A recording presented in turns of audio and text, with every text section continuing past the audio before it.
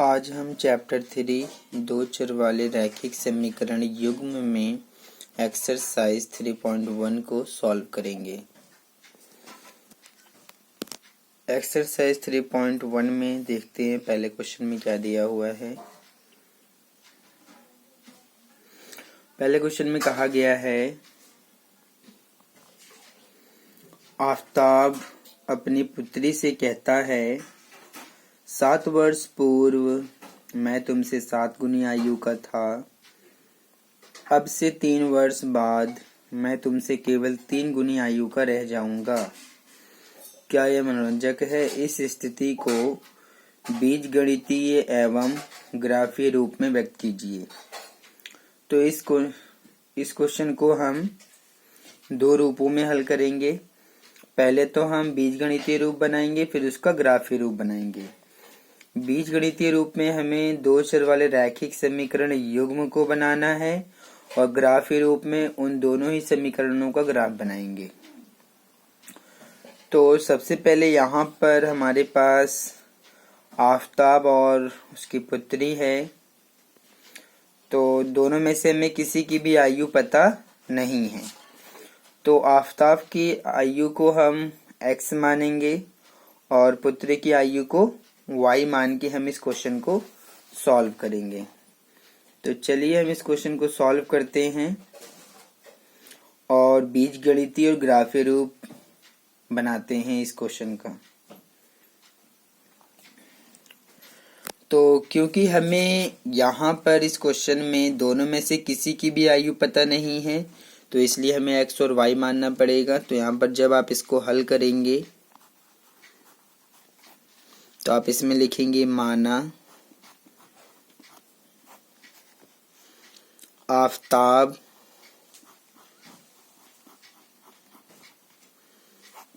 की वर्तमान आयु, यानी कि प्रेजेंट में उसकी जो आयु है हम उसको ले रहे हैं। माना आफताब की वर्तमान आयु x वर्ष है और उसकी पुत्री की वर्तमान आयु y वर्ष है। क्योंकि हमें दोनों में से किसी की भी आयु पता नहीं है, इसलिए आफताब की आयु को x मानेंगे और उसके पुत्र की आयु को y मानेंगे।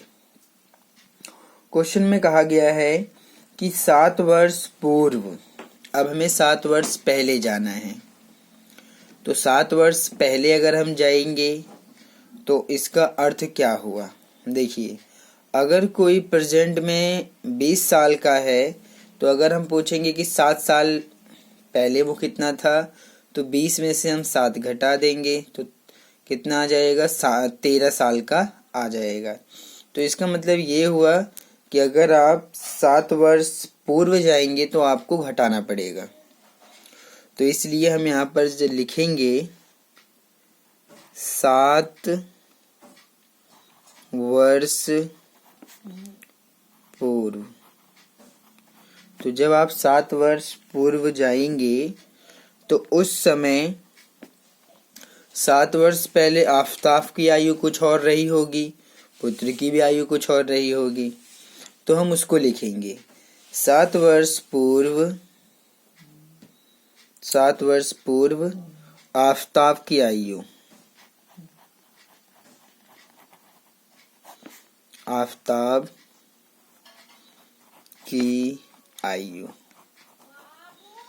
तो अभी आफताब की आयु कितनी है? x वर्ष है। तो x में से हमें 7 घटाना पड़ेगा अगर हम 7 वर्ष पूर्व जाना चाहते हैं। तो 7 वर्ष पहले यानी कि 7 कम कर दिया जाएगा और पुत्री की आयु बराबर अभी कितना है? y है। पुत्र की आयु भी कितना है? y है। इसमें से भी 7 कम कर दीजिए इस प्रकार से इसका मतलब ये हुआ कि 7 वर्ष पहले आफताब की आयु x-7 वर्ष थी और पुत्र की आयु y-7 वर्ष थी। आगे कह रहा है कि मैं तुमसे 7 गुनी आयु का था, यानी कि आफताब कह रहा है अपनी पुत्री से कि 7 वर्ष पूर्व अगर हम जाएं तो मैं, यानी कि जो आफताब है, यहाँ पर जो मैं है वो कौन है? आफताब है। वो कह रहा है कि मैं तुमसे 7 गुनी आयु का था, यानी कि पुत्री से 7 गुनी आयु का था। तो हमें यहाँ पर प्रश्नानुसार इसको बनाना पड़ेगा। प्रश्नानुसार का मतलब क्वेश्चन में जो भी दिया है उसके अनुसार हम बना रहे हैं कि आफताब तो ये है कि x-7 और पुत्री की है y-7,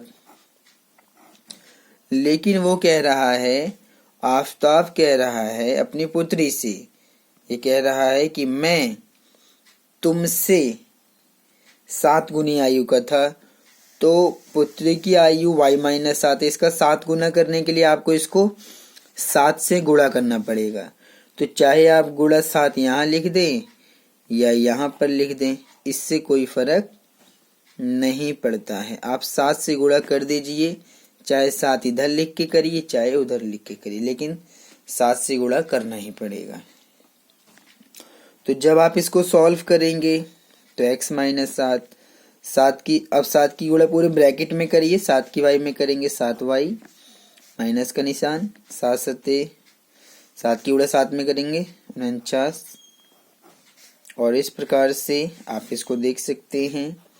x-7y यहाँ पर प्लस में है, इधर आएगा तो ये माइनस में आ जाएगा, और ये माइनस का 49 तो है, ये माइनस का 7 इधर प्लस में आ जाएगा।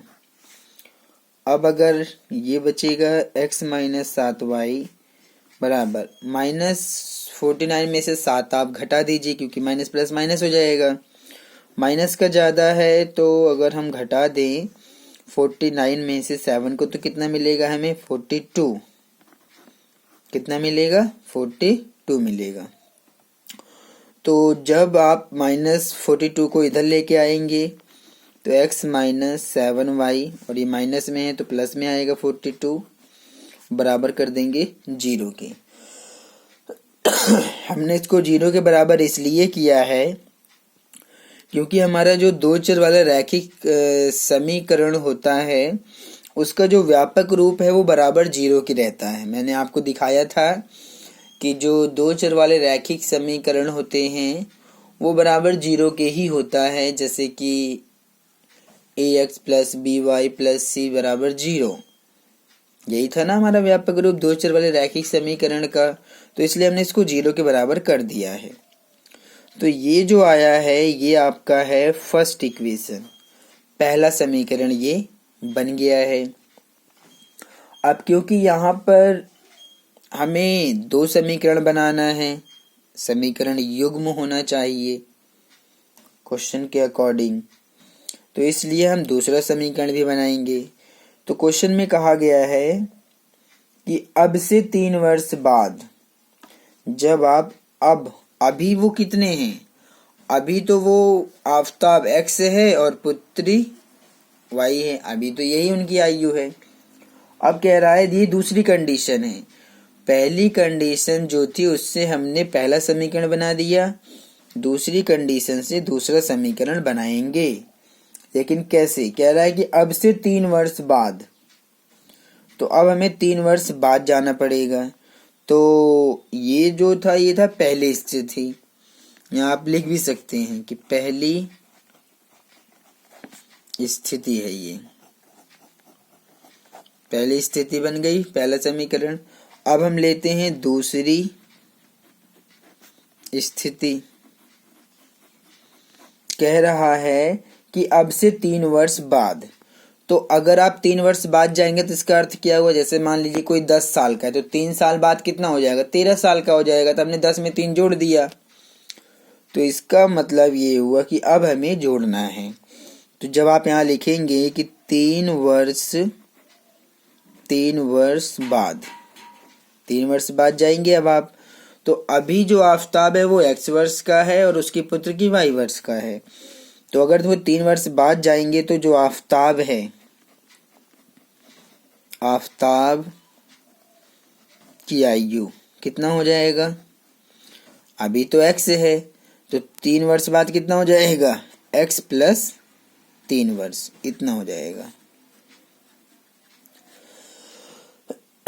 और उसकी पुत्री को भी लीजिए, और हमें उसकी पुत्री को भी लेना है,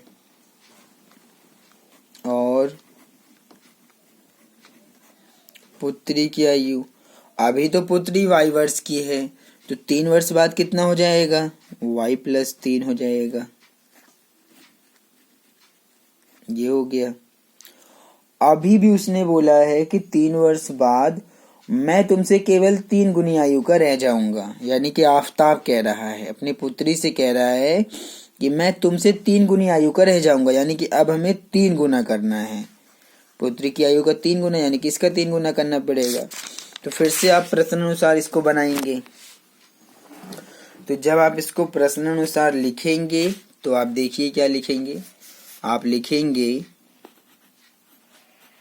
प्रश्नानुसार, इधर है x प्लस 3, ये तो आफताब है, बराबर इधर है y प्लस 3।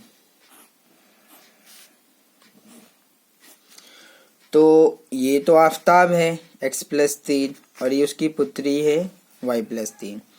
तो आफताब कह रहा है कि 3 वर्ष बाद, ये 3 वर्ष बाद का ही तो है, x प्लस 3 y प्लस 3, ये 3 वर्ष बाद की ही आयु है। तो आफताब कह रहा है कि यानी कि मैं तुमसे 3 गुनी आयु का रह जाऊंगा, तो इसका हमें 3 गुना करना पड़ेगा, यानी कि 3 से आप गुणा कर दीजिए। तो ये बनेगा x प्लस 3 बराबर 3 की पूरे ब्रैकेट में गुणा करते हैं तो 3y प्लस 3 की 3 में करेंगे 9। तो ये हो जाएगा x, 3y प्लस में इधर आएगा माइनस में, और ये 9, ये प्लस 3 इधर माइनस में आएगा। तो ये हो जाएगा x माइनस 3y बराबर 9 में से 3 घटाएंगे 6 को उठा के इधर लाएंगे तो x माइनस 3y और प्लस 6 इधर माइनस में आ जाएगा, बराबर हो जाएगा 0 के। सॉरी। तो ये हमारा है दूसरा समीकरण। तो आपने यहाँ पर देखा कि हमने दोनों ही समीकरण को बना लिया है। ये जो दोनों समीकरण बनाए गए हैं यही है बीजगणितीय रूप। क्या है ये है बीजगणितीय रूप। तो पहले आप ऊपर लिख भी सकते हैं कि ये जो आपने बनाया है वो बीज गणितीय रूप है। बीजगणितीय रूप हो गया। अब हम बनाएंगे ग्राफीय रूप, जो क्वेश्चन में कहा गया है। ग्राफीय रूप में हमें क्या करना है, हमें केवल इन दोनों ही समीकरणों को ग्राफ पर दर्शाना है, तो वो ग्राफीय रूप हो जाएगा। बाकी ज्यादा कुछ करने की जरूरत नहीं है।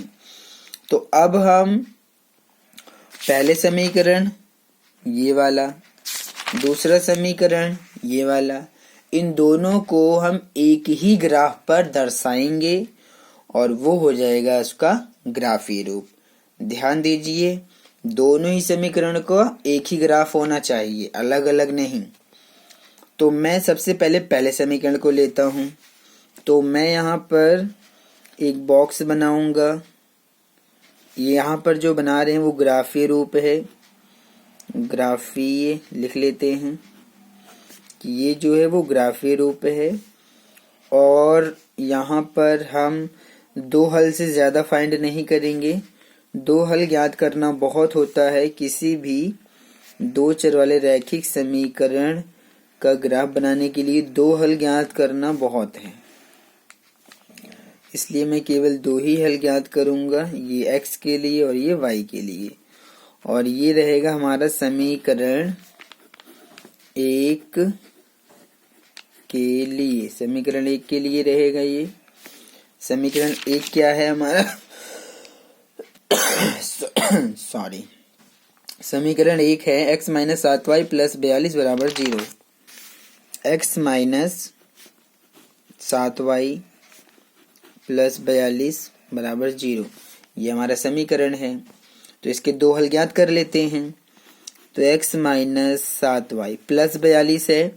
अगर इसको मैं दूसरी तरफ ले जाऊंगा तो ये माइनस में चला जाएगा क्योंकि निशान बदल जाता है। तो पहली कंडीशन में मैं x को मान रहा हूँ 0। मैंने क्या माना है, x 0 है। तो चलिए देखते हैं कि x बराबर 0 रखने पर क्या होता है। तो अगर ये x को मैं 0 मान लूं तो x की जगह क्या लिखूंगा, 0 माइनस 7y बराबर माइनस का 42। इस 0 का कोई मतलब नहीं है। तो जब मैं y का मान ज्ञात करूंगा तो ये जो माइनस का 7 है यहाँ मल्टीप्लाई में, वो इसके नीचे आ जाएगा, माइनस से माइनस कट जाएगा, 7 6 42। यानी कि y जो है यहाँ पर वो कितना है, y यहाँ पर 6 है। तो इस प्रकार से आप इसको देख सकते हैं। ये चीज गुणा में था, बटे में गया -7 और इस प्रकार से काट के y का मान आ गया 6। तो इस प्रकार से ये क्वेश्चन तो सॉल्व हो गया। अब हमें यहाँ पर y को 0 मान लेते हैं। दूसरी कंडीशन में हम क्या करेंगे, y को ही 0 मान लेंगे। तो इस बार हमने जो है y को 0 माना है, तो यहाँ लिख देते हैं कि y बराबर 0 रखने पर, इसी समीकरण में मान रखना है, इसी समीकरण में। तो अब हम x माइनस 7 गुणा, यहाँ पर आप ध्यान से देखिए x माइनस 7, इनके बीच में गुणा का निशान, y का मान कितना है, 0 है, बराबर माइनस का 42। 7 की गुणा 0 में करेंगे तो 0 ही मिलेगा, यानी कि ये बन जाएगा x माइनस 7 की 0 में करेंगे 0 बराबर माइनस का 42। 0 चाहे माइनस में हो चाहे प्लस में हो, कोई फर्क नहीं पड़ता है, इसको आप छोड़ दीजिए। x का मान आएगा माइनस का 42। तो x का मान जो आया है वो माइनस का 42 आया है। तो आप यहाँ पर लिख दीजिएगा कि x की वैल्यू जो है वो माइनस का 42 हमें मिला है। तो इसके तो दो हल निकल गए, बहुत इजी, बहुत आसानी से निकल गए हैं। अब आप क्या करिए, दूसरे समीकरण का भी इसी प्रकार से दो हल ज्ञात कर लीजिए। तो चलिए दूसरे समीकरण का भी दो हल ज्ञात कर लेते हैं। तो यहाँ पर जब आप इसको बनाने जाएंगे तो चलिए अलग से बना लेते हैं ताकि कोई डाउट कंफ्यूजन ना रहे। अब हम दूसरा समीकरण ले रहे हैं और उसके लिए भी हल ज्ञात करेंगे। दो हल ज्ञात करना ही बहुत होता है ग्राफ को बनाने के लिए, इसलिए दो से ज्यादा हम फाइंड नहीं करेंगे। इस प्रकार से आप इसको निकालेंगे। एक इसमें x का मान होता है और एक y का मान। x निर्देशांक y निर्देशांक भी आप कह सकते हैं। ये x निर्देशांक और y निर्देशांक ही वास्तव में होते हैं। तो समीकरण 2 के लिए, ये बॉक्स आपका समीकरण 2 के लिए है। समीकरण 2 ये रहा आपके सामने, जो कि x माइनस 3y माइनस का 6 बराबर 0 ये है। तो आप इसको x माइनस 3y 6 माइनस में तो प्लस में ले जा सकते हैं, आप ऐसे लिख सकते हैं। अब पहली बार में x 0 लेते हैं क्योंकि इनका मान कुछ भी रखा जा सकता है। x और y का मान आप कुछ भी रखिए अपनी मर्जी से, कुछ भी रख सकते हैं। मैं तो इजीली 0 से शुरू करता हूँ, बहुत आसान होता है 0 से सॉल्व करना। 1 2 3 4 इस प्रकार से आप ले सकते हैं। x और y दोनों में से किसी का भी मान रखिए। तो x का मान 0 लिखा गया है, तो यहाँ पर लिख देंगे कि x बराबर 0 रखने पर, x बराबर 0 रखने पर, तो अब अगर x 0 है तो माइनस का 3y बराबर आएगा 6। ये तो 0 है, तो y का मान जब निकालेंगे तो यहाँ पर 3, यहाँ -3 y के साथ गुणा में है तो -3 इसके बटे में आ जाएगा। 3 एकम 3, 3 दूनी 6, तो y जो आएगा वो 2 आएगा y। लेकिन नीचे माइनस का भी निशान है, इसको भी लिखना पड़ेगा। तो y हमारा माइनस का 2 है, y कितना है, माइनस का 2। इस प्रकार से ये हो गया। अब आप y0 ले लीजिए, y क्या ले लें 0। तो अब अगर y0 ले लेते हैं तो ध्यान से देखिए, y बराबर 0 रखने पर समीकरण यही रहेगा, इसी में ही मान रखना है। तो x माइनस 3 गुणा y का मान 0 हो गया, क्योंकि x माइनस 3 y का मान 0 है, बराबर 6। तो x माइनस 3 गुणा 0 में करेंगे, 0 बराबर 6, तो x का मान क्या आएगा 6। तो ये आ गया x का मान 6। तो इसका भी दो हल है, इसका भी दो हल है, दोनों ही समीकरण का हमारे पास दो दो हल है। अब आप इसका ग्राफ बना के दर्शा दीजिए, आपका आंसर कंप्लीट हो जाएगा।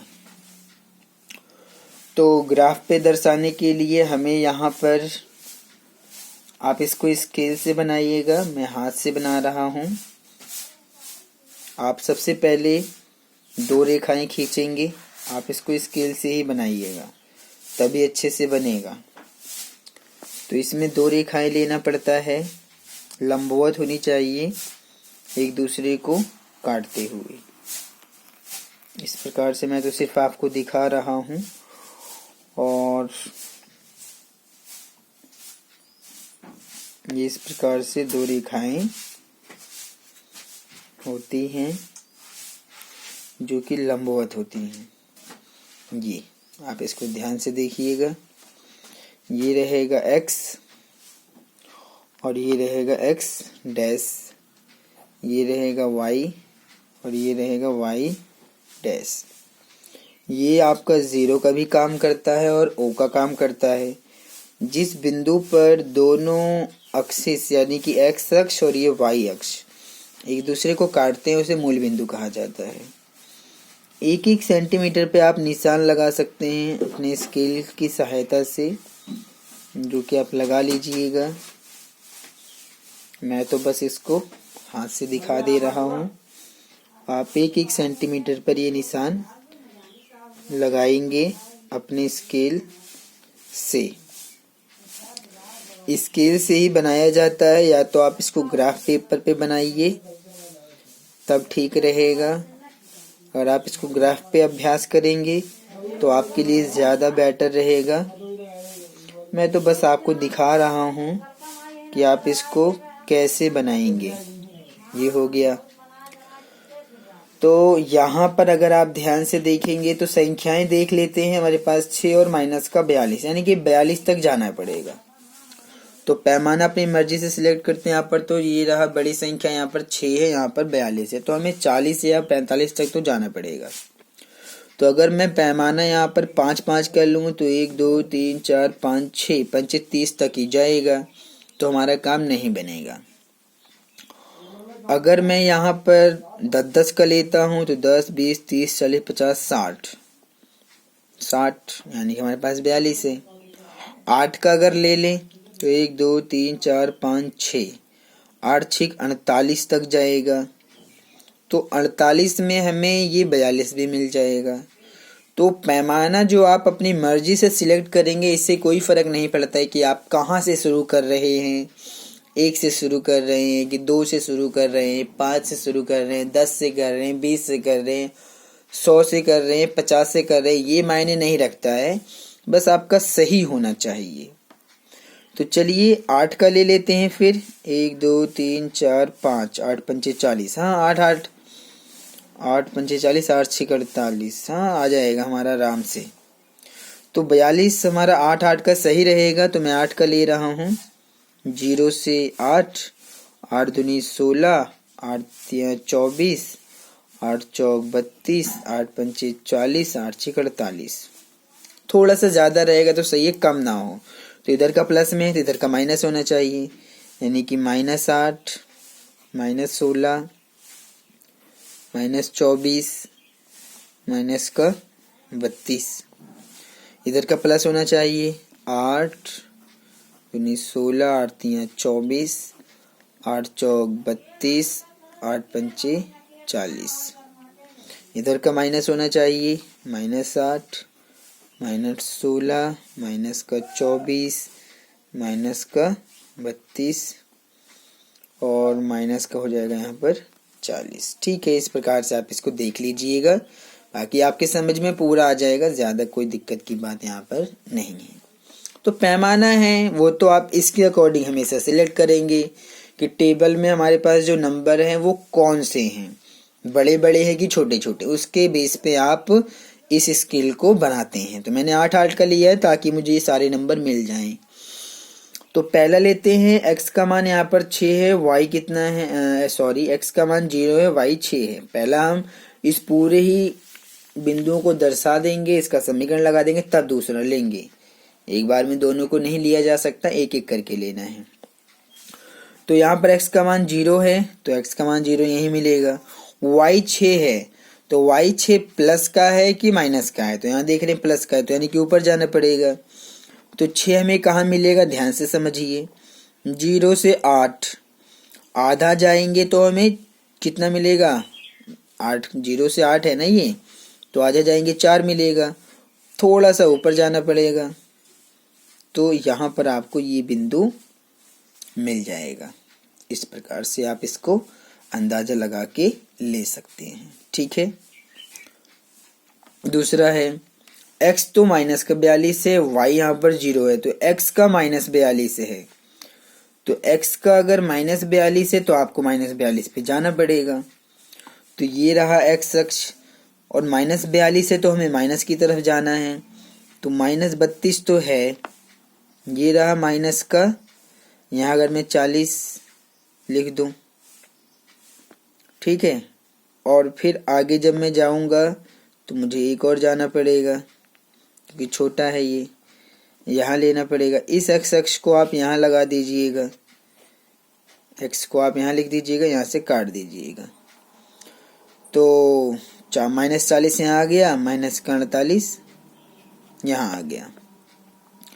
तो हमें तो जाना है 42 पे, तो ये 40 है, थोड़ा सा आगे 41 और थोड़ा सा आगे 42, यानी कि यहाँ पर आपको मिल जाएगा, सिंपल। और क्योंकि y 0 है तो बिंदु यहीं पर ही मिलेगा। तो दोनों बिंदु मिल गए। अब आप इस बिंदु को और इस बिंदु को एक ही रेखा में मिला दीजिए। स्केल से मिलाएंगे तो आपके लिए ज़्यादा अच्छा रहेगा, और मैं तो सिर्फ हाथ से ही मिलाऊंगा दिखाने के लिए आपको, और आप इसको स्केल से मिलाएंगे तो आपके लिए ज़्यादा अच्छा रहेगा। और ये हमेशा एक सीधी रेखा में ही जाना चाहिए। मैं हाथ से मिलाने का प्रयास कर रहा हूँ, रेखा थोड़ी सी मोटी हो गई है। आप इन दोनों ही बिंदुओं को स्केल से मिला लेंगे तो आपको कोई दिक्कत नहीं होगी। तो इस प्रकार से आप दोनों ही बिंदुओं को मिला के थोड़ा सा बाहर निकाल दीजिए, जैसे कि मैं आपको दिखा रहा हूँ। इस प्रकार से ये हो जाएगा। एक सीधी रेखा में मिलाइएगा, रेखा तिरछी हो गई है, वो मुझे देखने से लग रहा है, रेखा टेढ़ी हो गई है, लेकिन ये एक सीधी रेखा में आप इसको मिलाएंगे तभी ये सही माना जाएगा। सॉरी इसके लिए, हाथ से रेखा टेढ़ी हो गई है, आप एक सीधी रेखा में इन बिंदुओं को मिला लेंगे तो आपका ये सही माना जाएगा। सॉरी इसके लिए, हाँ मेरी रेखा टेढ़ी हो गई है। इस बिंदु के जो निर्देशांक हैं वो है कितना है, x यहाँ पर 0 है और y यहाँ पर 6 है, और इसको आप बिंदु A मान लीजिए, इससे कोई दिक्कत नहीं है। इसको B मान लेते हैं, और x यहाँ पर -42 है और y यहाँ पर 0 है। सॉरी। तो हमने इसका तो दिखा दिया, ठीक है। अब आप इसको भी दिखाइए, तो छोटा सा है ये, x0 y -2, x0 ये रहा, y -2 आपको कहाँ मिलेगा, -2 है, तो y ये तो इधर की तरफ तो प्लस है, हमें नीचे आना पड़ेगा y -2 के लिए। तो 0 आधा जाएंगे तो 4 मिलेगा, और इसका भी आधा 2 मिल जाएगा, यानी कि बिंदु यहाँ पर मिलेगा, मिल गया। फिर x 6 है, y 0 है, तो x अगर 6 है तो x आपको 6 कहाँ मिलेगा, यानी कि 8 से थोड़ा सा नीचे, यानी कि यहाँ मिल जाएगा। तो ये दोनों ही पॉइंट इतने नज़दीक मिलेंगे आपको। और फिर आप इन दोनों ही पॉइंटों को एक सीधी रेखा में आपको मिलाना पड़ेगा। एक सीधी रेखा में मिलाइएगा। इस प्रकार से आप एक सीधी रेखा में मिला देंगे तो ये दोनों ही रेखाएं एक दूसरे को कहीं ना कहीं काटेंगी ही। इस प्रकार से ये जो रेखा जा रही है और ये जो रेखा है वो एक दूसरे को कहीं ना कहीं तो काटेंगी ही। तो इस प्रकार से हमने दूसरा बिंदु को दिखाया। तो पहला है x0 y-2। तो यहाँ पर आपको दिखाना पड़ेगा x यहाँ पर 0 है और y-2 है। ये बिंदु है और इसको C मान लेते हैं और इस बिंदु को हम D मान लेते हैं। यहाँ D मान लिया और यहाँ पर दिखा दिया इसका x 6 है y0 है। तो इस प्रकार से इसका बिंदु मैंने यहाँ लिखा है और इसका बिंदु मैंने यहाँ लिखा है और इसका जो समीकरण है इसका समीकरण इस रेखा पे लिखना पड़ेगा। इसका समीकरण ये वाला है, यानी कि x माइनस 3y माइनस 6 बराबर 0। आप इन दोनों में से कोई भी रूप लिख सकते हैं, इससे कोई फर्क नहीं पड़ता है। और इस रेखा का भी समीकरण लिख दीजिए। यहाँ पर मैं लिख दे रहा हूँ कि ये जो है x माइनस 7y प्लस का 42 बराबर 0, यानी कि इस समीकरण की रेखा ये वाली है और इस समीकरण की जो रेखा है वो ये वाली है और दोनों एक दूसरे को यहाँ पर काटते हैं। तो आप थोड़ा सा इस चीज़ को ठीक कर लीजिएगा कि लाइन एकदम सीधी मिलाना है आपको। सीधी रेखा में अगर आप स्केल से खींचेंगे तो बिल्कुल सीधा जाएगा वो, और आप प्रयास कीजिएगा तो आप इसको कर ले जाएंगे। हाथ से तो रेखाएं टेढ़ी हो ही जाती हैं, इसके लिए एक बार फिर से मैं सॉरी बोल रहा हूँ, लेकिन आपका क्वेश्चन इसी प्रकार से सॉल्व होना है और आप इसको ऐसे ही हल करेंगे। तो पहला क्वेश्चन कंप्लीट सॉल्व हो गया है। अब हम दूसरे क्वेश्चन पे चलते हैं और उसमें भी हम समीकरण बनाएंगे और उसका ग्राफ भी बनाएंगे।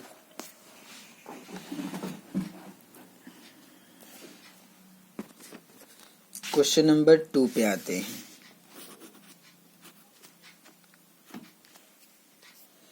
क्वेश्चन नंबर 2, इसमें क्या लिखा है? इसमें कह रहा है कि क्रिकेट टीम के कोच ने 3900 रुपये में 3 बल्ले तथा 6 गेंदें खरीदी हैं। बाद में उसने एक और बल्ला तथा उसी प्रकार की 3 गेंदें 1300 रुपये में खरीदी है। इस स्थिति को बीजगणितीय तथा ज्यामितीय रूप में व्यक्त कीजिए। ये हमारा क्वेश्चन नंबर 2 है। अब हम इसको सॉल्व करेंगे। चलिए इसको सॉल्व करते हैं और देखते हैं कि इसको हमें कैसे करना है। अब कोई भी क्रिकेट की टीम हो सकती है, उसने 2 चीजें खरीदी हैं, एक तो बल्ले खरीदे हैं और गेंदें खरीदी हैं। तो यहाँ पर हमें इसको पहले बीजगणितीय रूप में लिखना है और फिर ग्राफीय। ज्यामितीय रूप का मतलब भी क्या होता है? वही ग्राफीय रूप। ज्यामितीय रूप और ग्राफीय रूप एक ही बात है। तो यहाँ पर हम, अब आप तो समझ ही गए हैं कि बीजगणितीय रूप क्या होता है, यानी कि जो समीकरण बनाया जाता है वो बीजगणितीय रूप होता है और उसका फिर जो ग्राफ बनता है वो ग्राफीय रूप होता है या ज्यामितीय रूप होता है। तो अब मैं नहीं लिखूंगा क्योंकि अब आप उन बातों को समझ सकते हैं। तो यहाँ पर जो क्रिकेट की टीम है उसने जो है 3 बल्ले खरीदे हैं और 6 गेंदें खरीदी हैं। अब वो कितने कितने रुपए का खरीदा गया है इसके बारे में हमारे पास कोई जानकारी नहीं है।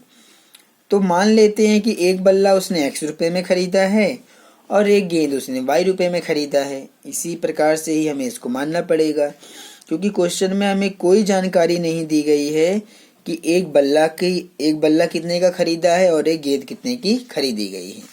तो हम इसको ऐसे हल करेंगे।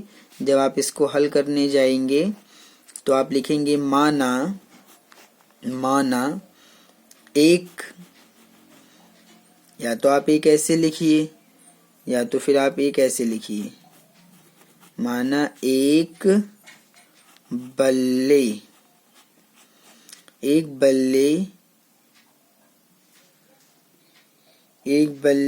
का मूल्य भी लिख सकते हैं। एक बल्ले का मूल्य बराबर हम मान लेते हैं कि एक बल्ले का मूल्य x रुपए है और एक गेंद का मूल्य बराबर y रुपए है, क्योंकि यही हमें मतलब कि हमें ना तो बल्ले का मूल्य पता है ना ही गेंद का मूल्य पता है। बस ये कहेगा कि ये कहा गया है कि 3 बल्ले खरीदे गए हैं और 6 गेंदें खरीदी गई और उन पे जो है 3900 रुपये खर्च हुए हैं। सिर्फ ये उसने हमें दिया हुआ है। तो आप इसको प्रश्नानुसार जब आप इसको बनाएंगे समीकरण, देखिए एक बल्ले का मूल्य कितना है x रुपये और खरीदा कितना गया है 3 बल्ले, तो यानी कि 3x हो जाएगा, ये 3x हो जाएगा। अब 6 गेंदें खरीदी गई हैं तो एक गेंद कितने रुपए का है y रुपए का है, तो 6 गेंद कितना हो जाएगा 6y। ध्यान से मेरी बात को समझिएगा। और क्योंकि दोनों को मिलाकर 3900 रुपये खर्च किया गया है, तो यही है हमारा पहला समीकरण जो आपके सामने है। एक बल्ले का मूल्य x रुपए है, एक गेंद का मूल्य y रुपए है, तो 3 बल्ले खरीदे गए हैं 3x, 6 गेंदें खरीदी गई हैं 6y और दोनों को मिलाकर 3900 रुपये खर्च किया गया है। क्योंकि आप जानते हैं कि अगर एक बल्ला x की जगह कोई मान लिखिए, x मान लीजिए x की जगह पर आपने 10 ले लिया, तो अगर लेकिन एक बल्ला 10 रुपये का नहीं होगा, 50 मान लेते हैं कि अगर x का मान 50 आया तो यानी कि एक बल्ला 50 रुपये का है, तो 3 बल्ला कितना का होगा 50 3 150 रुपये का होगा। अगर एक गेंद 30 रुपये की है तो 6 गेंदें कितने का हो जाएगा, ये हो जाएगा 6 3 18 यानी कि 180 रुपये का। तो ये मतलब केवल हमने यहाँ पर वेरिएबल्स के रूप में, क्योंकि हमें बल्ले का भी मूल्य नहीं पता है, गेंद का भी मूल्य नहीं पता है, इसलिए x और y लेके आप इसको इस प्रकार से बनाएंगे जैसा मैं यहाँ पर दिखा रहा हूँ। तो ये हमारा पहला समीकरण है। अगर आप इसको थोड़ा सा सिंप्लीफाई करना चाहते हैं, वैसे तो यही हमारा पहला समीकरण है, थोड़ा सा और सिंप्लीफाई करने का मतलब ये है कि अगर आप इस पूरे समीकरण को 3 से भाग कर दें तो इसका जो रूप है वो बदल जाएगा, इसका रूप बदल जाएगा अगर आप ऐसा करते हैं तो। और अगर नहीं करना चाहते हैं तो इससे कोई फर्क नहीं पड़ेगा।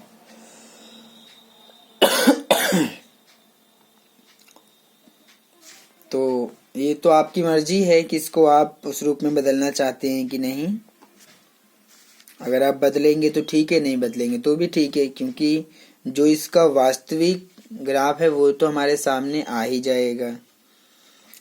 तो अगर आप कर देते हैं तो भी ठीक है। अगर इस पूरे समीकरण को आप 3 से देखें तो ये भाग हो जाएगा, 3 से इसमें भाग हो जाएगा, इसमें भी हो जाएगा और इसमें भी हो जाएगा। तो जब आप इसको 3 से भाग कर देंगे तो ये बनेगा x प्लस ये बन जाएगा 3 दूनी 6y। इसको करेंगे तो 3 एकम 3 और 3 तिया 9 यानी कि ये आपको मिलेगा। तो ये समीकरण था जब आप इसको 3 से भाग कर दिया। 3 से भाग करने का मतलब कि दोनों तरफ करना होता है भाग। इसको भी 3 से भाग करेंगे ये मिलेगा, इसको 3 से भाग करेंगे ये मिलेगा, इसको 3 से भाग करेंगे ये मिलेगा। तो ये है हमारा पहला समीकरण।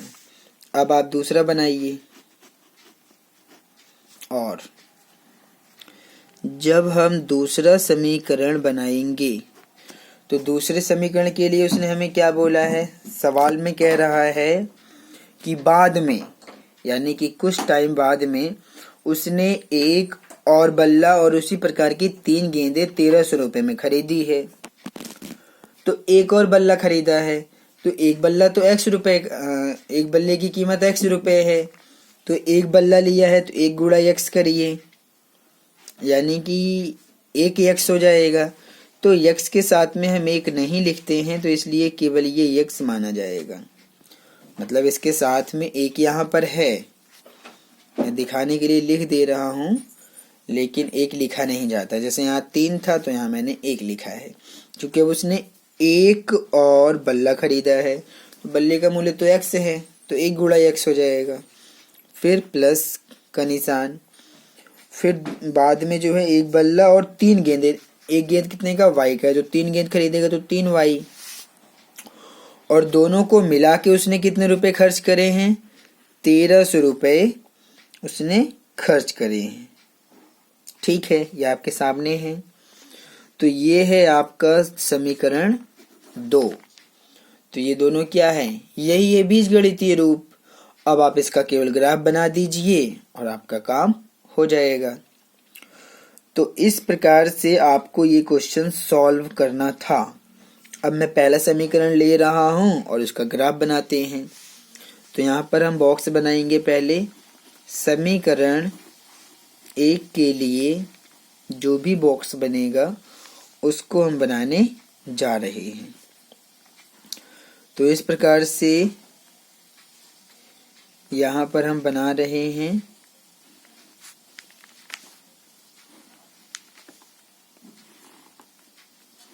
इसमें एक x का मान मिलेगा और एक y का मान मिलेगा। समीकरण 1 है ये, तो समीकरण 1 लिख रहे हैं। समीकरण 1 क्या है, ये रहा, x प्लस 2y बराबर 1300। तो x का मान पहले हम क्या लेते हैं, 0।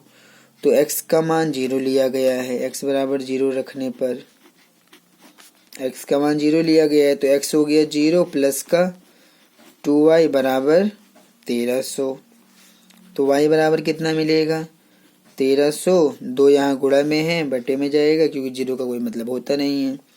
तो इसको काट दीजिए, 2 छिक 12 हो जाएगा, 1 बचेगा, 2 पंचे 10, यानी कि 650 आपको यहाँ पर मिल जाएगा। तो अब हम क्या करेंगे, ये तो हो गया। तो अब आप y का भी मान कुछ भी रख सकते हैं। तो y का मान मैं यहाँ पर कितना ले लूँ, y का मान 0 ले लेते हैं। तो अब y का मान 0 लिया गया है, तो y बराबर 0 रखने पर लिखा जाएगा। y बराबर अगर आप 0 रखेंगे तो आपको क्या मिलेगा, चलिए देखते हैं। अब अगर हमारा समीकरण ये है और इसमें हमने y को 0 रखा है, एक चीज और अगर आप ध्यान से देखें तो मैंने इन समीकरणों को 0 के बराबर नहीं किया है। इससे कोई फर्क नहीं पड़ता है। अगर आप 0 के बराबर कर देते हैं तो भी ठीक है, और नहीं भी करते हैं तो भी कोई प्रॉब्लम नहीं है। समीकरण तो आपका बन चुका है। अब चाहे आप उसको 0 के बराबर करें या 0 के बराबर ना करें, ये तो बस आपकी मर्जी है कि आप उसको किस रूप में दिखाना चाहते हैं। आप 0 के रूप में करना चाहे तो कर लीजिएगा, ये उठ के इधर माइनस में आ जाएगा, बराबर लिख दीजिएगा 0। इससे कोई फर्क नहीं पड़ता है। तो y अब आपका यहाँ पर क्या है, 0 है, तो 0 रख रहे हैं। तो समीकरण ये रहा हमारा। तो ये हो गया x प्लस 2 इंटू वाई का मान 0 बराबर 1300। क्योंकि यहाँ पर गुणा का निशान था, इसी में ही मान रखना है। आप जो भी मान रखेंगे, चाहे x का रखें चाहे y का, इसी समीकरण में आप बार बार मान रखेंगे, कोई और समीकरण नहीं लेना है। तो x प्लस 2 की गुणा 0 में करेंगे 0 बराबर 1300, यानी कि x का मान जो आएगा वो 1300 आपको मिलेगा। x का मान कितना मिलेगा, x का मान 1300 आपको मिल जाएगा। तो ये हो गया पहले समीकरण के लिए। अब हम दूसरे समीकरण के लिए बनाते हैं। तो जब आप समीकरण 2 के लिए बनाएंगे तो यहाँ पर आप लिखेंगे समीकरण 2 के लिए। अब आप समीकरण 2 के लिए बनाइए तो ये आपका इस प्रकार से बनेगा। समीकरण 2 के लिए ले रहे हैं, इसमें भी 2 ही हल निकालेंगे, एक x के लिए और एक y के लिए। समीकरण 2 हमारा ये है, x प्लस 3y बराबर 13। अब मैं एक नहीं लिखूंगा क्योंकि अब मुझे इस एक को लिखने की जरूरत नहीं है। x प्लस 3y बराबर 1300। तो x का मान पहले मैं क्या लूंगा, x का मान वैसे तो मर्जी है, आप x का मान कुछ भी लीजिए, इससे कोई फर्क नहीं पड़ता है। तो अगर मैं यहाँ पर अपनी मर्जी से, क्योंकि हमें पैमाने में तो बड़ी संख्या लेना पड़ेगा, यहाँ 1300 है, यहाँ 650 है। इसलिए आप 0 भी लेके करेंगे तब भी कोई दिक्कत नहीं है, आप 0 भी मान लीजिएगा, इससे कोई फर्क नहीं पड़ता है। आप अपनी मर्जी से कुछ भी लेंगे, इससे कोई फर्क नहीं पड़ेगा। तो मैं क्वेश्चन को थोड़ा इजी बनाने के लिए, या आपको कोई डाउट ना हो इसके बारे में भी मैं सोच रहा हूँ। चलिए 0 ही ले लेते हैं। x बराबर 0 रखने पर तो x 0 हो गया, प्लस का 3y बराबर 1300। तो y बराबर 1300, 3 गुणा में यहाँ पर बटे में आ जाएगा, क्योंकि इस 0 का कोई मतलब होता ही नहीं है। तो y हमारा 1300 बटे 3 आएगा। लेकिन हम यहाँ पॉइंट में इसको बदलेंगे तभी इसको ग्राफ पे दर्शाया जा सकता है। तो हमें 1300 को 3 से भाग करना पड़ेगा। तो 1300 को 3 से भाग हम कर लेते हैं, पीछे चल के कहीं भी भाग कर लेते हैं। मान लीजिए मैं वो भाग यहाँ पर कर दे रहा हूँ कि मुझे 1300 को भाग करना है, कितने से? 3 से करना है।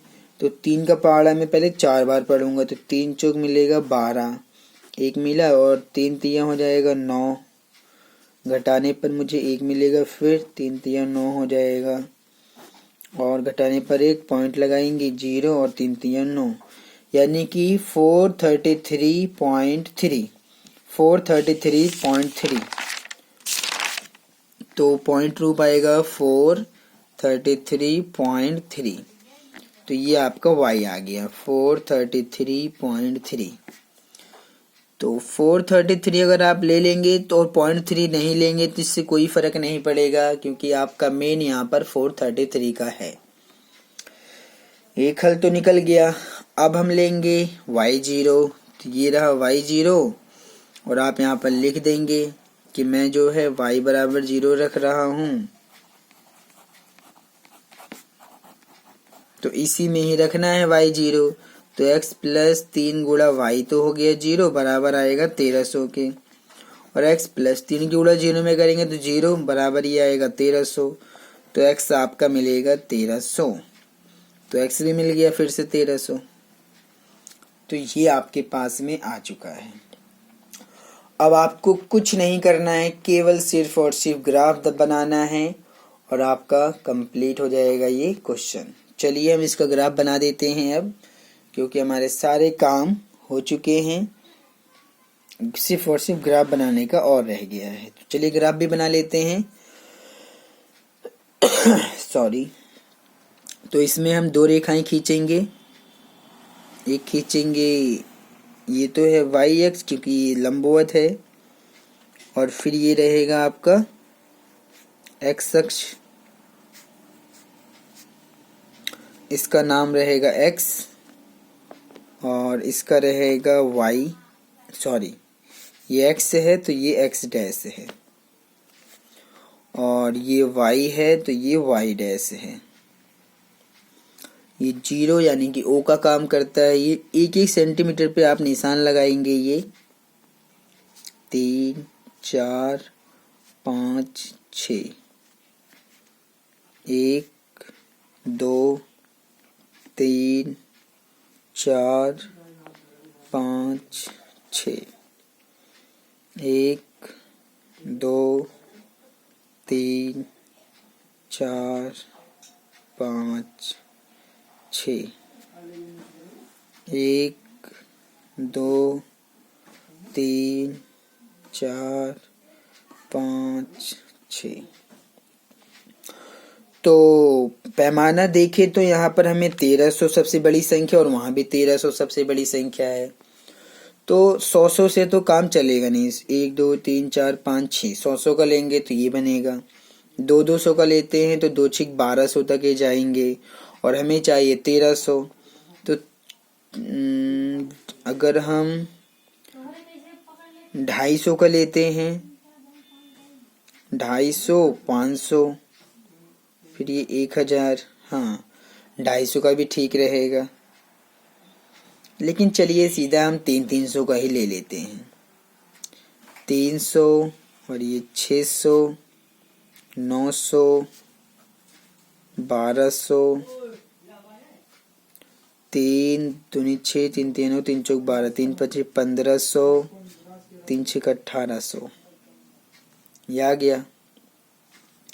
300 का भी ले लेते हैं, इससे कोई फर्क नहीं पड़ता है, बस थोड़ा सा ध्यान देना पड़ता है।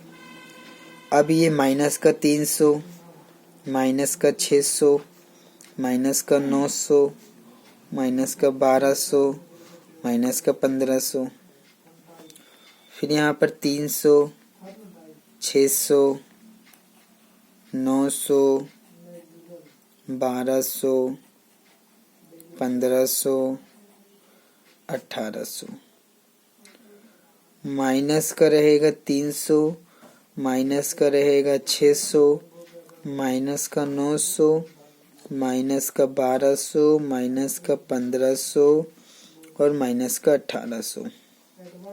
अब ले लेते हैं, दर्शा देते हैं सभी को, काम खत्म। x 0 है, y 650 है, y प्लस का है तो y हमारे पास ये लाइन है, लेकिन प्लस का है तो प्लस पे जाना है, तो x 0 ये रहा, y 650 कहाँ मिलेगा, 600 ये रहा। अब 600 और 900 के बीच में 300 का अंतर है। अगर मैं आधा भी जाता हूँ तो ये मैं पहुंच जाऊंगा 150 ये, तो यानी कि 600 और 150 कितना हो गया, 750। 750 से मुझे 50 कम होना पड़ेगा, क्योंकि 750 में मुझे 100 कम होना पड़ेगा, क्योंकि मुझे तो 650 चाहिए। तो 750 में से अगर मैं 100 कम कर दूं तो 650 हो जाएगा, यानी कि मान लेते हैं नीचे यहाँ पर मिलेगा आपको ये बिंदु। अंदाजे से लिया जाता है और कुछ ज़्यादा कुछ नहीं। चलिए एक पॉइंट हो गया। अब लेते हैं x 1300 है, y 0 है, तो y 0 है तो बिंदु जो है x अक्ष पे होगा, लेकिन x 1300 देखिए प्लस का है वो भी, तो प्लस में यानी कि x इधर प्लस में होता है, तो 1300 लेना है, तो ये रहा 1200, थोड़ा सा इससे आगे चला जाएगा और क्या होगा, ये बन गया। अब आप इन दोनों ही बिंदुओं को एक सीधी रेखा में मिला दीजिएगा, एक सीधी रेखा में, एक सीधी रेखा में मिलाना है आपको। जितनी सीधी रेखा आप खींचेंगे उतना ही आपका आंसर ये ग्राफ अच्छा बनेगा। एक सीधी रेखा में दिखाइए आप इसको, एक सीधी रेखा दिखाइए, एक सीधी रेखा दिखाना है।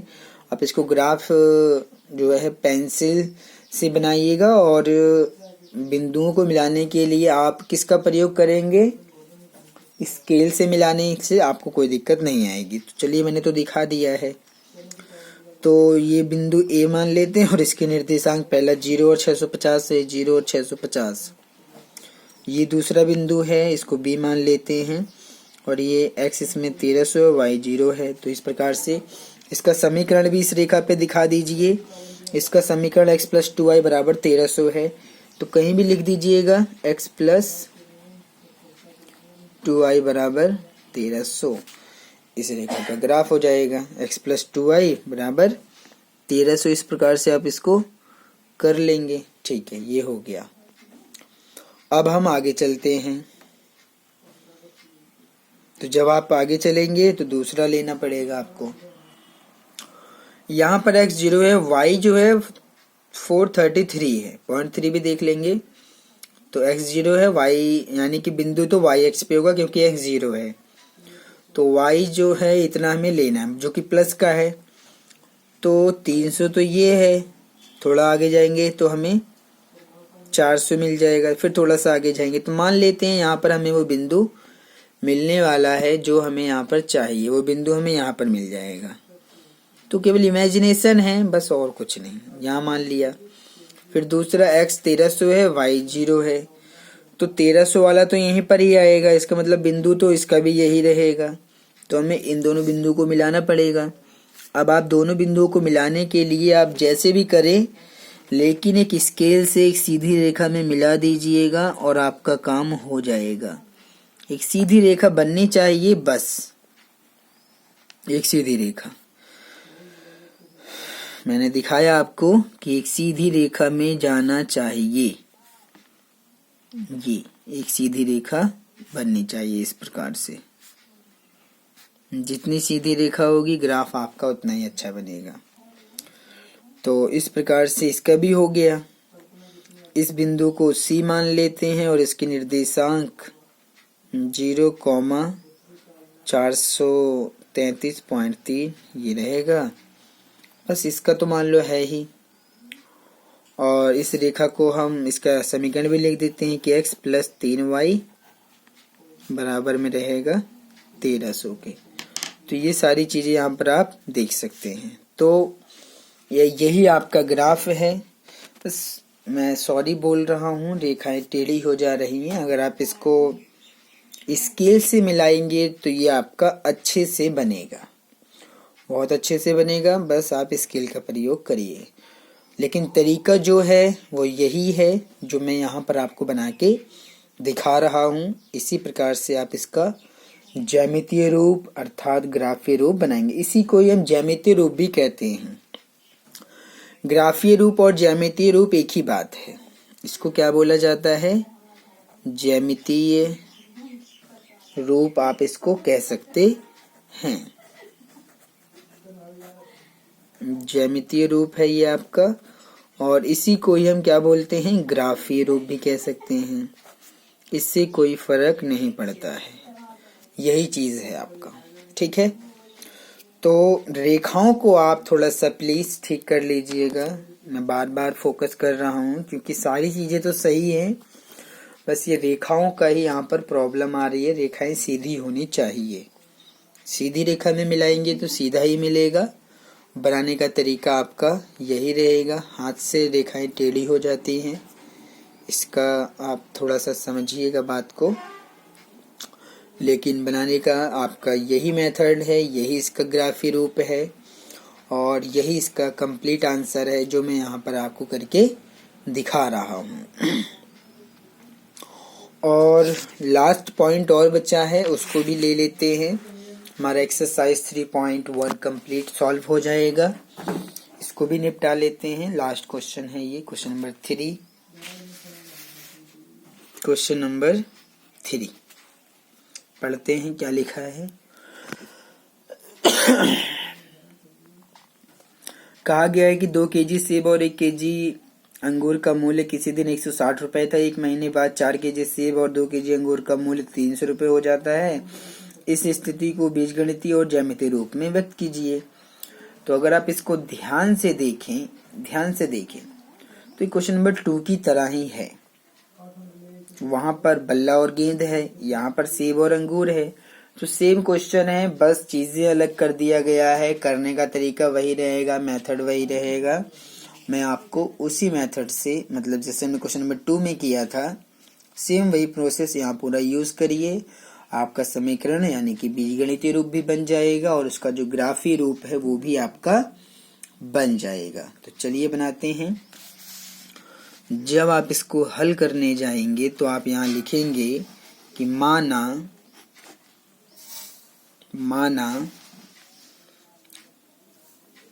1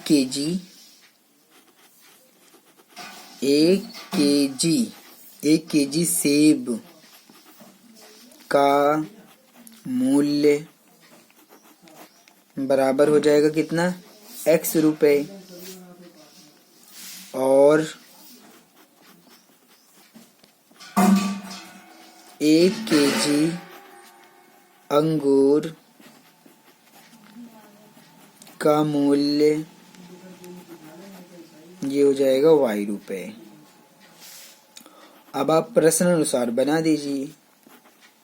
प्रश्न अनुसार आप इसको बना दीजिए कि 2 केजी सेब खरीदा है। 1 केजी सेब x रुपए का है, तो 2 केजी का मतलब कितना? 2 केजी का मतलब 2x। 1 केजी अंगूर खरीदा है, तो अंगूर यानी कि y है, तो 1 y हो जाएगा। लेकिन मैं केवल y लिखूंगा क्योंकि 1 लिखा नहीं जाता है। और इन दोनों को मिलाकर, ये सेब का है और ये अंगूर का है, दोनों को मिलाकर 160 रुपए खर्च किया गया है। तो ये आपका पहला समीकरण है। क्या है ये? पहला समीकरण। और दूसरा बनाते हैं कि 1 महीने बाद जो है 4 केजी सेब और 2 केजी अंगूर का मूल्य 300 रुपए हो जाता है। मतलब रेट बढ़ गए हैं। तो अब यहाँ पर हमें लेना है 4 केजी सेब। तो सेब का मूल्य x रुपए है, तो 4 केजी लेंगे तो 4x बन जाएगा, प्लस और 2 केजी अंगूर लिया गया है, तो अंगूर का मूल्य y रुपए है, लेकिन 2 केजी लिया गया है, तो यानी कि 2y, और दोनों को मिलाकर 300 रुपये खर्च किया गया है। और इस प्रकार से आप इसको देख सकते हैं, आपके सामने है। तो अगर आप इसको पूरे समीकरण को देखें तो ये 2 से पूरा पूरा कट जाएगा। ये 2 से भाग नहीं होता, ये किसी भी संख्या से भाग नहीं होता। मतलब जो कटता है केवल उसी को ही भाग किया जाता है। जरूरी नहीं है कि आप जबरदस्ती करें, बस जो कट रहा है उसको काट दीजिए। ये तो नहीं कट रहा था, लेकिन 2 से इसमें भी भाग चला जाएगा, इसमें भी चला जाएगा और इसमें भी चला जाएगा। तो ये दूसरा रूप इसका जो बनेगा वो बन जाए, इसको 2 से भाग करिए तो 2 दूनी 4x, इसको 2 से करेंगे तो 2 कट जाएगा, y बचेगा। इसको 2 से करिए तो 15 बार ले जाएंगे तो 30 मिलेगा और ये 0। तो यही है आपका समीकरण 2। तो बीजगणितीय रूप आपके सामने है। कौन सा रूप है ये? बीजगणितीय रूप है ये। अब आपको केवल और सिर्फ ग्राफ बनाना है और आपका काम हो जाएगा। तो चलिए हम समीकरण 1 के लिए पहले ग्राफ बना लेते हैं। तो समीकरण 1 के लिए समीकरण 1 के लिए जो भी आप यहाँ पर बॉक्स बनाएं, x और y का मान लिखेंगे आप।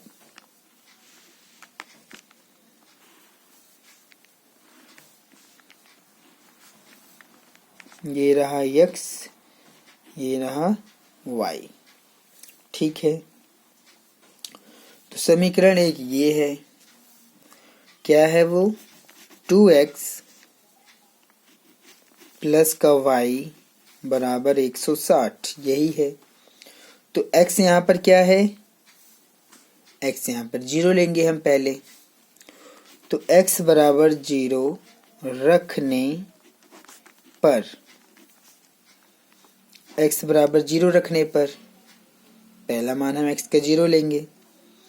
तो x अगर 0 लेंगे तो इसमें देखिए क्या बनेगा, ये 2 गुणा x का मान 0 प्लस y बराबर 160। 2 की गुणा 0 में करेंगे तो 0 प्लस y बराबर 160, यानी कि y बराबर आपको मिलेगा 160, क्योंकि इस 0 का कोई अर्थ नहीं है। तो y की जगह आप 160 लिख दीजिए, हो गया। अब y 0 लेते हैं, तो जब आप y बराबर 0 रखेंगे, y बराबर 0 रखने पर तो ये रहा समीकरण। तो 2x प्लस y यहाँ पर क्या है? 0 है, बराबर 160।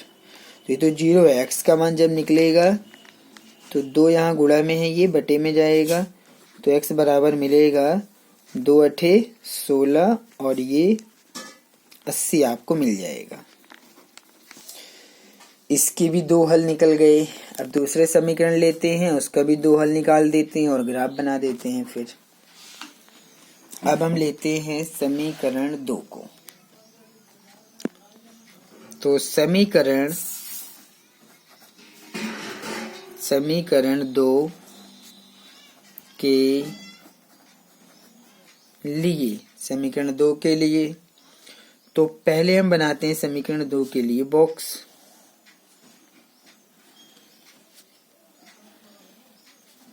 और इसमें भी हम 2 ही हल ज्ञात करेंगे, एक x के लिए और एक y के लिए।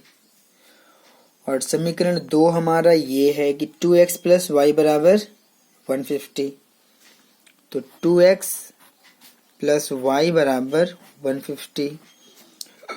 तो x हम पहले क्या लेते हैं? सबसे पहले x 0 लिया जाता है। तो x बराबर 0 रखने पर मान तो कुछ भी रखा जा सकता है, लेकिन 0 1 2 3 बहुत ही इजी पड़ता है समीकरण को हल करने के लिए, वरना लेने को तो आप कुछ भी लीजिए, कोई फर्क नहीं पड़ता है। तो x बराबर 0 रखने पर तो x का मान 0 हो गया है, तो 2 गुणा x का मान 0 प्लस इसी में रखा जा रहा है बराबर 150। 2 की गुणा 0 में करेंगे तो 0 बन जाएगा प्लस y बराबर 150, तो y बराबर 150 आपको मिलेगा क्योंकि ये चीज 0 बन गया है इसलिए। अब y0 लेते हैं, तो अगर हम y0 ले लें तो y बराबर 0 रखने पर समीकरण इसी में रखना है मान, तो 2x प्लस वाई तो हो गया 0 बराबर 150। तो जैसे ही आप x का मान निकालेंगे तो 2 यहाँ गुणा में है तो इसके बटे में गया, तो x की वैल्यू इसको आप कैंसिल करिए, 2 सत्ते हो जाएगा 14, 1 बचेगा तो 2 पंचे 10 यानी कि 75। तो ये आपको मिलेगा 75 आ गया। अब आप सीधा ग्राफ बनाइए और काम खत्म। चलिए ग्राफ बना लेते हैं इनके लिए। ये रहा आपका सीधी लाइन, सीधी रेखा y अक्ष है, ये लंबवत है ये, और इस प्रकार से आप यहाँ पर x अक्ष खींचेंगे और ये x है और ये x डैश है और ये y है और ये y डैश है। ये 0 रहेगा जिसको आप O भी कह सकते हैं और 1-1 सेंटीमीटर पे निशान लगा लेते हैं।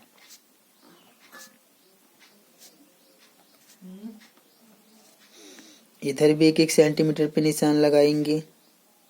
3 4 5 6 1 2 3 4 5 6 1 2 3 4 5 6। तो इस प्रकार से संख्याएं देख लेते हैं। 160 है, यहाँ पर 150, यानी कि हमें यहाँ पर देखते हैं 1 2 3 4 5 6 तक हमारे पास है। तो अगर हम 20 का लेते हैं तो 20 छक्का हो जाएगा, 6 दूनी 12 120, यानी कि 20 से काम नहीं चलेगा। 30 का लेते हैं अगर तो 30 छक्का हो जाएगा 3 6 18 180, और 180 से कम है हमारे पास तो 30 का पैमाना ले लेते हैं। तो 30 दूनी 60, 30 तियां हो जाएगा 90, फिर 3 चौक 12 120, 3 पचे 15 और 3 छिक 18 180। तो यहाँ माइनस में जाएगा, -30 -60 -90 -120 -150 और माइनस का 180, -30 -60 -90 -120 -150 और माइनस का 180। तो ये रहा 30 60 90 120 150 180 हो गया। पैमाना हमें संख्याओं को ध्यान में रखकर लेना पड़ता है। बस समझना होता है कि हमारा ग्राफ में पूरा का पूरा नंबर आ जाए, कोई ऐसा ना हो कि जो इसमें ना हो, वरना हमारा ग्राफ नहीं बन पाएगा। तो x 0 है, y 160 है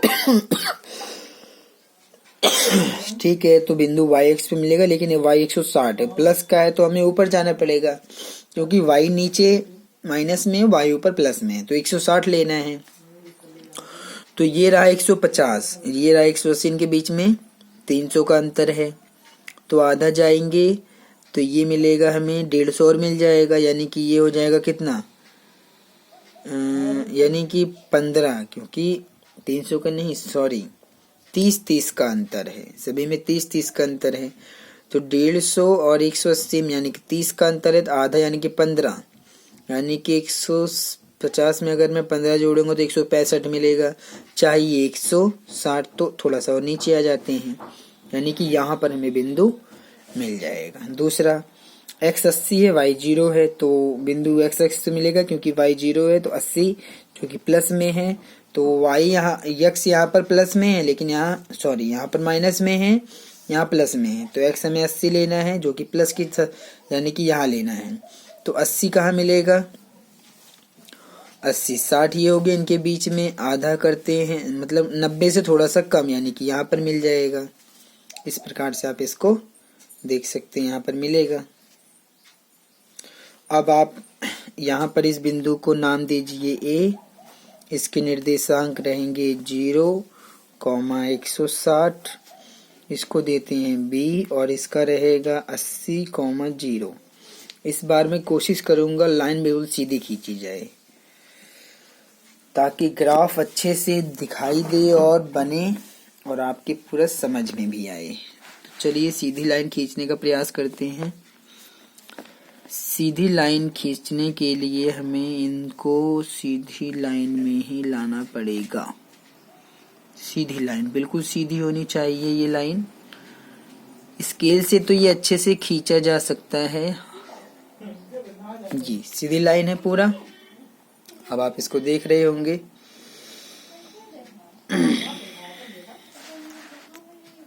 ठीक है, तो बिल्कुल सीधी लाइन है ये। आप इसको अच्छे से देख सकते हैं। इस बार मैंने कोशिश किया है लाइन टेढ़ी ना हो, क्योंकि 2 बार मैंने बनाया लाइन टेढ़ी हो गई है। आप उसको ठीक कर लीजिएगा, मैं आपको फिर कह रहा हूँ उसको आप ठीक कर लीजिएगा। तो इसका जो ग्राफ मतलब समीकरण है उसको लिख देते हैं। ये समीकरण 1 का है। तो ये समीकरण 1 क्या है, 2x + y = 160, यानी कि यहाँ लिख देते हैं 2x + y = 160। यही रेखा है, बन गया। तो ये था हमारा पहला समीकरण। अब दूसरे को लेते हैं। दूसरे के लिए हम जो है यहाँ पर आते हैं। तो x 0 है, y 150 है। तो x 0 ये रहा, y 150 है जो कि प्लस का है। तो 150 तो आपको यही दिख रहा है, y 150 बिंदु तो यही मिल गया आपको, क्योंकि x 0 है तो यहाँ नहीं लेंगे, बिंदु यहीं पर रहेगा। चलिए बिंदु तो हमें मिल गया। दूसरा लेते हैं। अब x 75 है, y 0 है, तो 75 लेना है जो कि प्लस का है। तो 75 हमें कहाँ मिलेगा, 75 हमें जो मिलेगा वो मिलेगा 60। और अगर आप ध्यान से देखें तो इनके बीच में यानी कि आधा, क्योंकि 30 का अंतर है तो आधा यहाँ पर 15 हो गया, यानी कि 60 और 15 कितना, 75। तो बिंदु यहाँ मिलेगा। तब अब आपको इस बिंदु को और इस बिंदु को बिल्कुल सीधी रेखा में लेके आना है।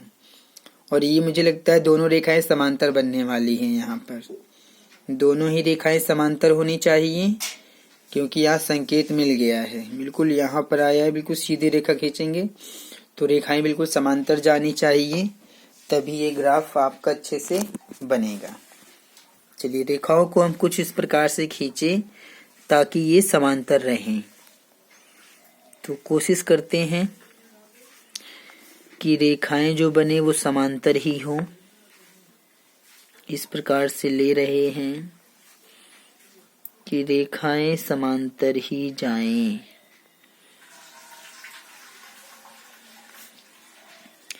समांतर दिखाने के लिए हमें इसको समांतर ही ले जाना पड़ेगा। आप इसको बिल्कुल समांतर खींचिएगा, समांतर रेखाएं जानी चाहिए। संकेत हमें यहाँ पर ऐसा ही दिख रहा है कि रेखाएं जो हैं वो समांतर ही जा रही हैं दोनों। बस इस प्रकार से हमें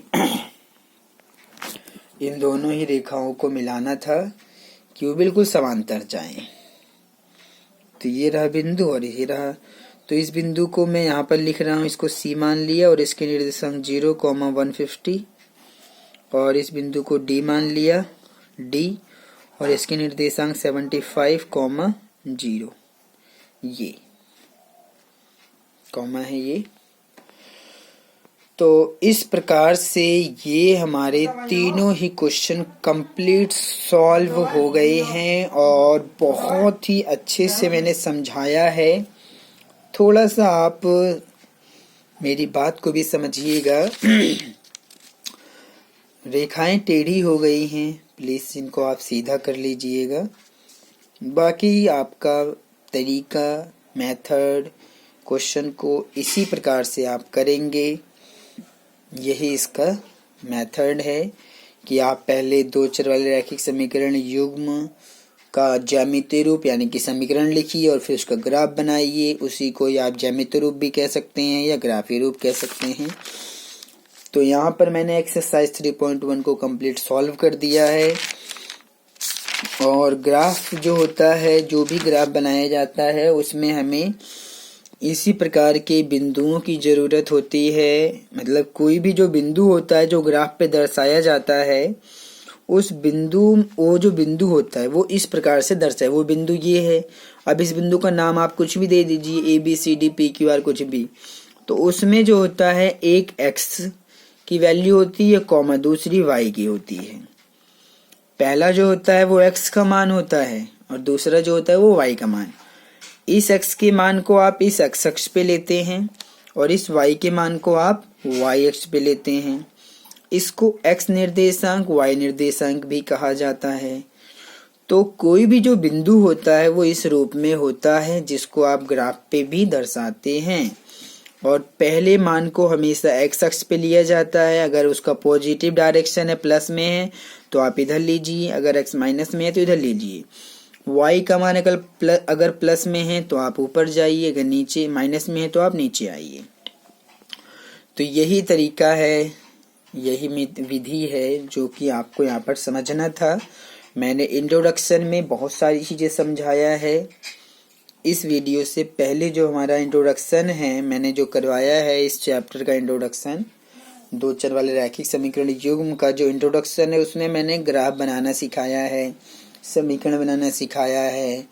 रैखिक समीकरण में दो चर वाले रैखिक समीकरण, एक चर वाले रैखिक समीकरण, मतलब एक बहुत ही गहराई से मैंने आपको एक एक पॉइंट को वहां पर समझाया है।